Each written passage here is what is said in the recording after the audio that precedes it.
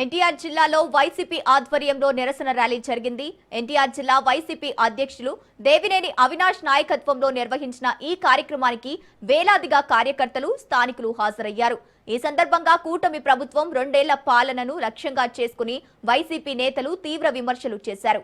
కూటమి ప్రభుత్వం ఎన్నికల సమయంలో ఇచ్చిన హామీలను అమలు చేయడంలో విఫలమైందని, నిరుద్యోగ భృతి, ఫీజు రియంబర్స్మెంట్, ఆరోగ్యశ్రీ వంటి పథకాలు సరిగ్గా అమలు కావడం లేదని వారు ఆరోపించారు.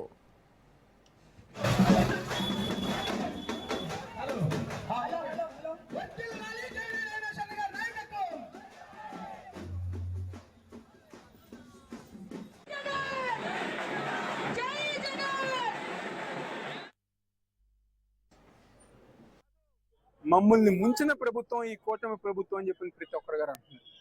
ఈరోజు ఇదే విజయవాడ నగరంలో జగన్మోహన్ రెడ్డి గారు ఉన్నప్పుడు ఎలా ఉండేది? రిటైనింగ్ వాల్ కట్టారు, ఫ్లైఓవర్లు కట్టారు, రోడ్లు వేశారు. వర్షం నీరు చుక్క పడినా వెంటనే క్లియర్ చేసి ప్రజానీకానికి ఎటువంటి ఇబ్బంది లేకుండా జగన్మోహన్ రెడ్డి గారి ప్రభుత్వంలో చేస్తే, ఈరోజు నిన్న మన అందరం గారు చూసాం. కేవలం 1 గంట వర్షం పడితే మొత్తం విజయవాడ నగరం అంతా కూడా నీలమయం అయిపోయింది. ఒక్కళ్ళు పట్టించుకోవాలా, అధికారులు నిద్రపోతున్నారు.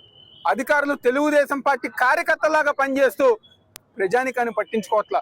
ఒక్క ఎమ్మెల్యే కానివ్వండి, ఒక్క ఎంపీ కానివ్వండి రోడ్డు మీదకి వచ్చి ప్రజానికం ఎంత ఇబ్బంది పడుతున్నారు కదా చూద్దామని చెప్పనే ఒక్క ఆలోచన ఈ విజయవాడ నగరంలో ఎవరికి లేదు.